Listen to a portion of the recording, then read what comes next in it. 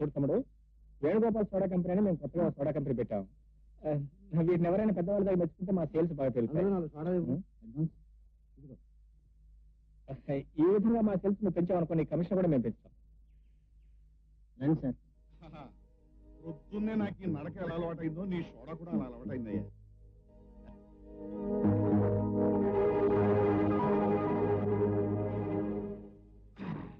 అబ్బా, ఇదేమిటయ్యా రోజు కంటే మంచి రుచిగా ఉంది, మంచి ఘాటుగా ఉంది. కొత్త కంపెనీ సోడా సార్, మీలాంటి వాళ్ళు బాగుందంటేనే మాకు సేల్స్.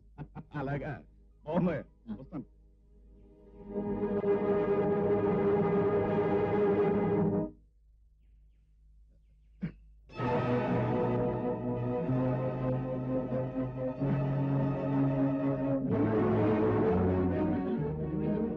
ఏంటయ్యా, ఏం జరిగింది? చెప్పండి చెప్పండి. అయ్యో జగపతిరావు గారే ఎవడా అంటే పెద్ద మనిషి తాడి చెట్లో పడిపోయి చూసుకుంటున్నారు.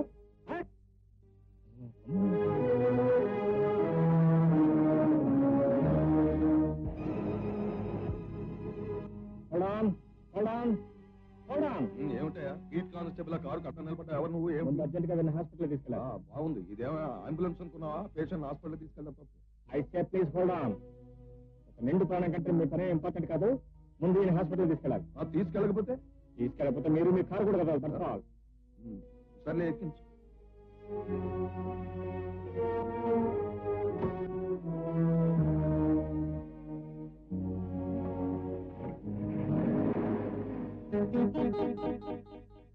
పేషెంట్ పరిస్థితి చాలా ప్రమాదకరంగా ఉంది. వెంటనే ఆపరేషన్ చేయాలి. మీరు ఆయనకి ఏమవుతారు?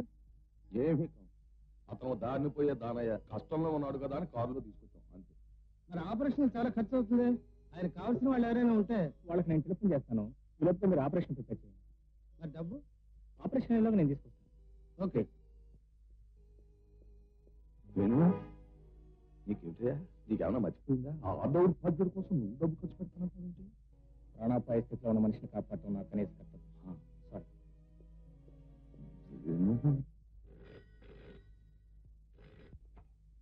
హలో మిస్ ప్రేమ, మీ డాడీ హఠాత్తుగా స్పృహగా పడిపోతే వెంటనే విజయ హాస్పిటల్ జాయిన్ చేసి పరిస్థితి చాలా ప్రమాదకరంగా ఉంది. డాక్టర్స్ ఆపరేషన్ చేస్తున్నారు. ఎందుకన్నా మంచి మీరు వెంటనే బయలుదేరుతున్నారు. మీరెవరు?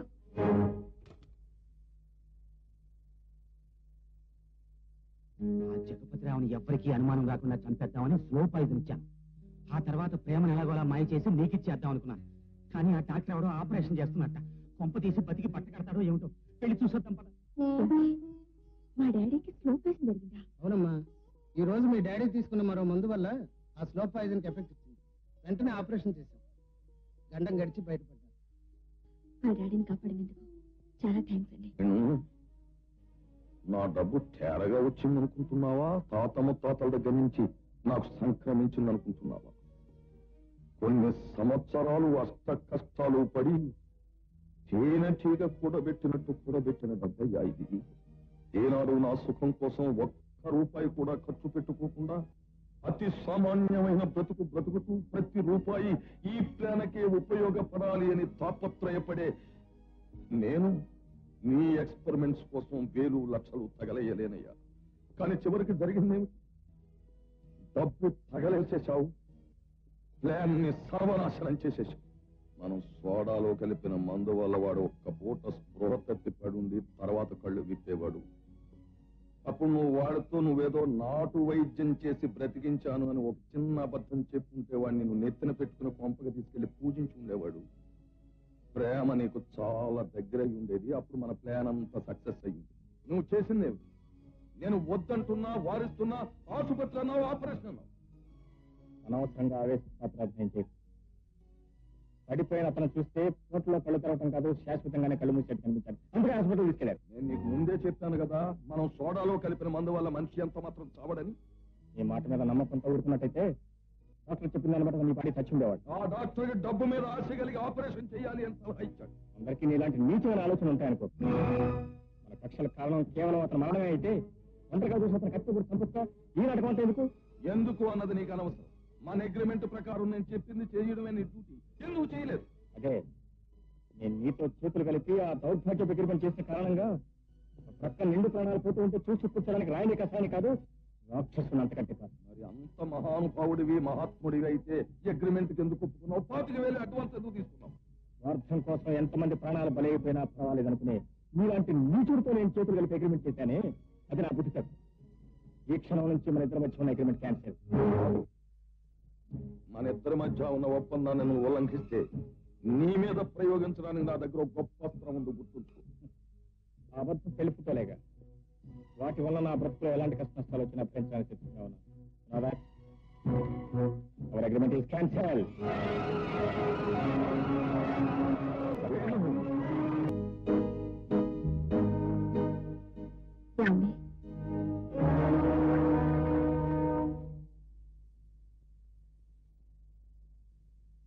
ఎవరువమ్మా నువ్వు? మా ఇంటికి ఎదురింట్లో ఉంటున్న అమ్మాయి అనుకుంటాను. అవునండి, జగపతిరావు గారు అమ్మాయిని. మా డాడీ హఠాత్తుగా రోడ్డు మీద పడిపోతే మీ కారులో హాస్పిటల్ చేర్చారట. చాలా థ్యాంక్స్ అండి. దాందే ఉందమ్మా, తోటి మనిషికి మనిషి సాయం చేయకపోతే ఇంకెవరు చేస్తారు?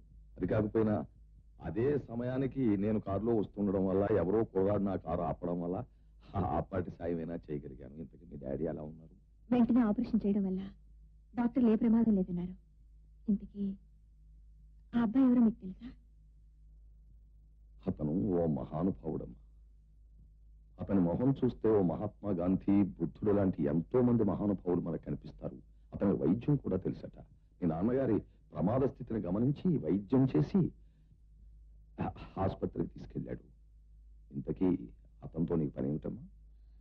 మా డాడీ ప్రాణాలు నిలబెట్టిన అతనికి కృతజ్ఞతలు చెప్పుకోవడం నా కనీసపు బాధ్యత. అడ్రస్ చెప్తే నేను వెళ్ళి కలుస్తాను. ఈ అమ్మాయి వేణుని కలిస్తే ఎన్నో అబద్ధాలు బయటకు వచ్చేస్తాయి. నో నో, నువ్వు వెళ్ళడమేటమ్మా, నేను వెళ్ళి తీసుకొస్తాను. నువ్వు ఇలా అదేంటండి, కృతజ్ఞతలు చెప్పుకోవాల్సిన నేను వెళ్ళాలి కానీ మీరు వెళ్ళి తీసుకురావడం ఏంటి? పదండి వెళ్దాం.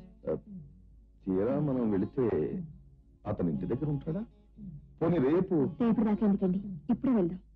వేణు, వేణు. అమ్మా ప్రేమ, ఇతనేనమ్మా నువ్వు చూడాలనుకుని వచ్చిన అబ్బాయి.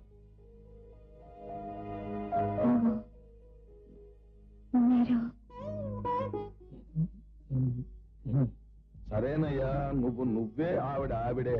లోపలికి రమ్మనకుండా నువ్వు మీరు ఏమండి అంటూ ఏమిటిది? సరే సార్.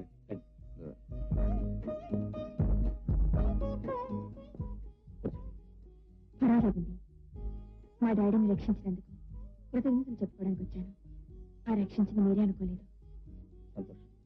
నీకంటే ఈ అమ్మాయి చాలా సంతోషిస్తోందయ్యా, నీ కారణంగానే వాళ్ళ డాడీ రక్షింపబడ్డాడు అని. ఇందులో నేను చేసింది ఏముందండి? మంచివారు కాబట్టి మొహమాటంతో ఆ మాట అంటున్నారు. మీకు వైద్యం తెలిసి ప్రజలు చికిత్స చేసి ఉండకపోతే. వైద్యం, చికిత్స? అబ్బబ్బా, నువ్వు చేసిన వైద్యం గొప్ప వైద్యం అని నీకు అనిపించకపోవచ్చు, కానీ అదేదో మందు తీసుకొచ్చి వేసావు చూడు. అదే ఏదో నాకు తోచిన వైద్యంతో ఒక ప్రాణాన్ని నిలబెట్టారు. హాస్పిటల్ తీసుకెళ్లి డబ్బు కట్టి నాకు ఫోన్ చేశారు అంటే మీదెంత మంచి హృదయం అర్థమవుతుంది. సారీ, మీరు నన్ను మరీ పొగిడేస్తున్నారు. ఇంతకీ మీ డాడీ ఎలా ఉన్నారు? పర్వాలేదు, బాగా కోలుకున్నారు. ఆయనకింత సాయం చేసిన మిమ్మల్ని చూస్తే ఆయన చాలా ఆనందిస్తారు. అవును, నాకు ఒకసారి వారిని చూడాలను. అయితే రండి వెళ్దాం. అబ్బాయి, నీ చేతి మాత్ర వైకుంఠ యాత్ర కాదు అని ఎవరో కిట్టిన వాళ్ళు అన్యాయంగా ఆ నేరాన్ని ఆయన మీద మోపారట. గతంలో ఏం చేస్తే ఏమిటయ్యా, ఇప్పుడు నా ప్రాణాలను కాపాడాడు. ఒక విధంగా ఇప్పుడు నాకు అతను దేవుడయ్యా. నేను మీతో కొంచెం ప్రత్యేకంగా మాట్లాడాలి. మరి సారీ జగపతిరావు గారు, ఒక 5 నిమిషాలు నేను బయట నుంచి ఉంటాను. అలాగే బాబు.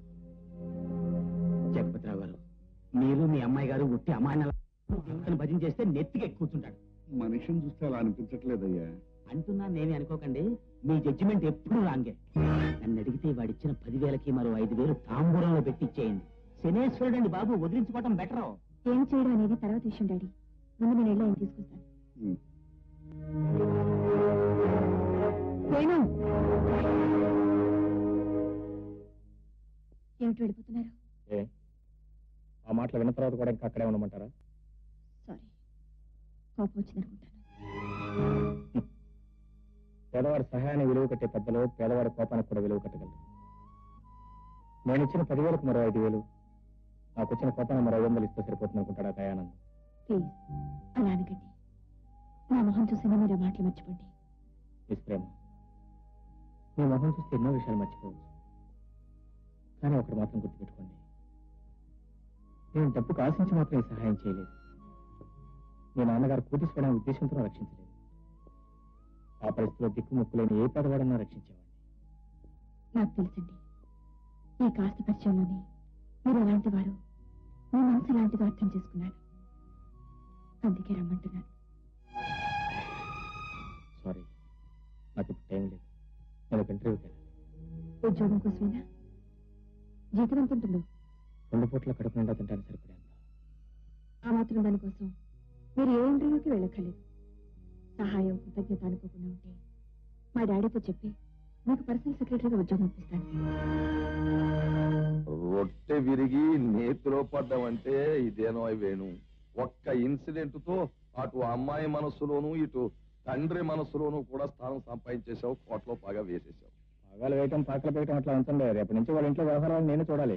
ఐ మీన్ అకౌంట్ చూడాలి, లెడ్జర్ చూడాలి. ఏమిటి నీకేమన్నా మతిపోయింది ఏమిటయ్యా? ఆ ఇంట్లో నువ్వు ప్రవేశించిన క్షణం నుంచి నీ చేయం కర్తవ్యం నీ దృష్టి అంతా కూడా ఓన్లీ ప్రేమ.